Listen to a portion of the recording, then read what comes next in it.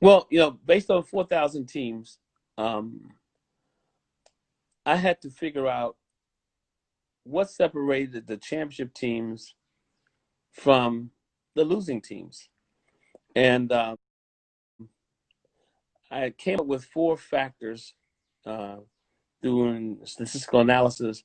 And the four factors were RARE, R-A-R-E. RARE stands for relationships.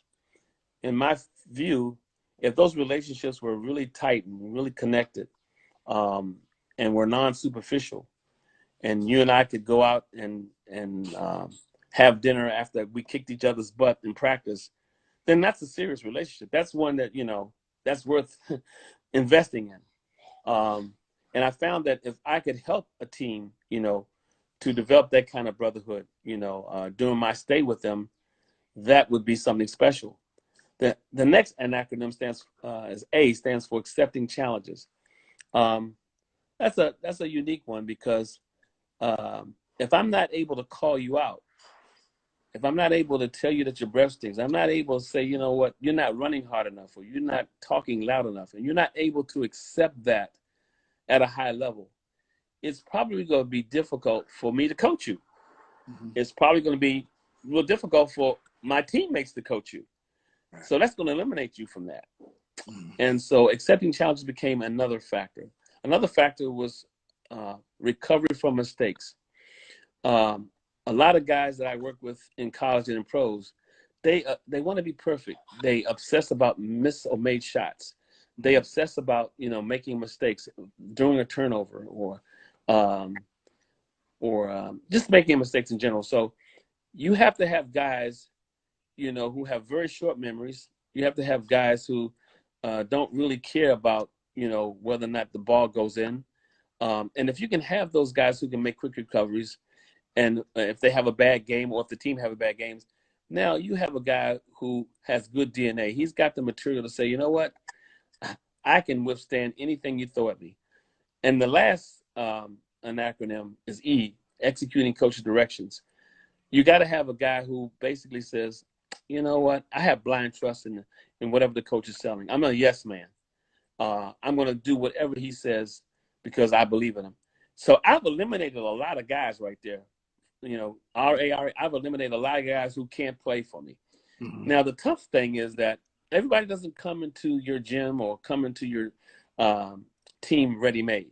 Yeah. So you have to look at those guys who have the potential or the propensity Mhm. to drift in those four factors. If they can drift toward those four factors, then those are the kind of guys you want to go after. Mhm. But then, it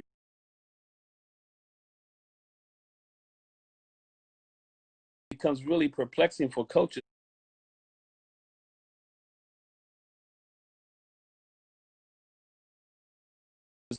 that if I score 20 points a game just to be a yes man because of my ego, Mhm. then, team and you be a cancer and I lose my job Right. and then you be a pro. So coaches I take all that stuff from those guys who can score 20 points a game and get 15 rebounds, or do I deal with the guy who can fit within the rare paradigm? I Mhm. go with the guy who can fit in the rare paradigm because that's the guy in the long run that's going to help me, and I'm going to be able to teach him something. He's going to develop some life lessons out of this. And Right. the life lesson that he's going to learn from this is going to be so much bigger than basketball. It's a game changer. So yeah, rare is my mantra. Um, I have been able to use that with a lot of teams with a lot of success.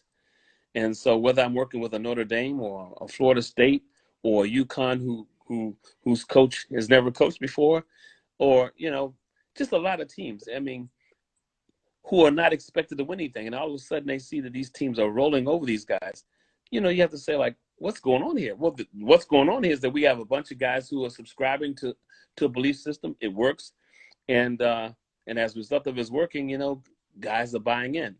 So Mhm. sacrifice is a big thing with Rare because that's what it is. If I'm able to sacrifice on a high level, and that's a big thing. And I'm jumping again because um, most of the families that we see these days, sacrifice is not part of the equation. The Mhm. parents want to overgive because they've had bad experiences, and I can understand that. I mean, Mhm. as a father, an uncle, I mean, I don't want anybody to have experience I have, but at the same time, um, sometimes you have to say, "Look, you can't get those Jordans like that." You know, Mm. I Mm. can't give you the $20 that you want. You're gonna have to work for it. Um, those are the kind of kids who say, "Yeah, Doc, I mean, I understand I can't get what I want, but I'm willing to wait my turn." Those are the kind of kids I want, Right. but those kids are hard to find. With our Florida State team, for example, when guys go in the game, you know, and let's just say they're not doing well and they sit down on the floor and they come on the bench, and let's say they are starters, but the guy who goes in for them, they're having a great game. They'll say, "Coach, don't take him out. Let that guy play." I mean, that's unheard of. But you have Right. to cultivate that kind of stuff, on your team. You have to be willing to say, "These are my principles, Rare. I'm not going to compromise regardless. And either you're in or you're out." And so that's what it is. But so you brought up another term that just got me going. Rare is a great metaphor, and I use it all the time.